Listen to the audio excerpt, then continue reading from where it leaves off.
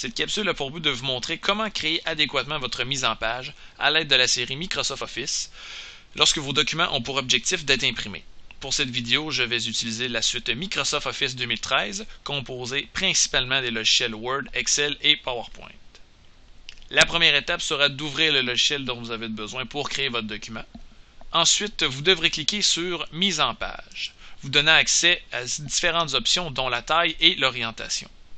L'orientation vous permettra tout d'abord de décider si votre document sera en portrait ou en paysage. S'il s'agit d'un texte que vous devez remettre, l'option portrait par défaut est la meilleure solution. Mais vous pouvez également utiliser l'option paysage si tel est le cas.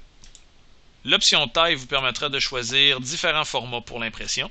Les trois formats à privilégier sont bien sûr le format lettre US, qui correspond au format 8,5 par 11 standard de vos feuilles de papier. Vous avez également la possibilité d'imprimer sur du format légal 8,5 par 14 pour obtenir un document de la même largeur que le format 8,5 par 11, mais légèrement plus long. Et vous avez aussi l'option très intéressante d'utiliser le format 11 par 17, qui est le plus grand format que nous pouvons faire ici au Cégep de Rimouski. Alors vous n'avez qu'à choisir un de ces trois formats selon le besoin que vous avez.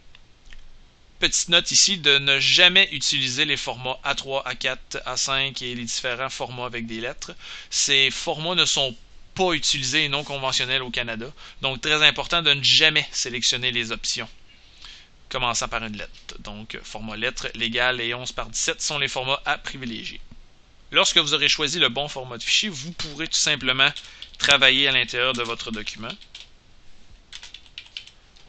Quand vous serez rendu à l'étape que vous aurez terminé, bien sûr, vous allez enregistrer votre document.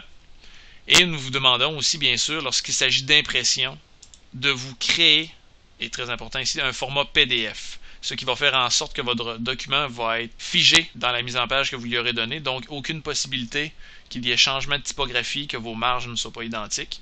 Donc, le format PDF est un format à privilégier, surtout lorsqu'il s'agit d'impression. Donc, il suffit d'enregistrer votre copie PDF. Et vous aurez un document qui sera prêt pour l'impression. Même chose si vous utilisez le logiciel Excel. Vous n'aurez tout simplement qu'à cliquer sur Mise en page et vous aurez les mêmes options que dans le logiciel Word, donc le portrait et le paysage, et les formats qui sont identiques. Donc il n'y a aucun changement pour Excel. Pour le logiciel PowerPoint, il y aura une légère différence contrairement à Word et Excel. Étant donné que le menu mise en page n'existe pas, vous devrez cliquer sur Création, vous donnant accès à l'option taille des diapositives. Par défaut, s'il ne s'agit aucunement d'impression, vous pouvez choisir entre standard ou grand écran.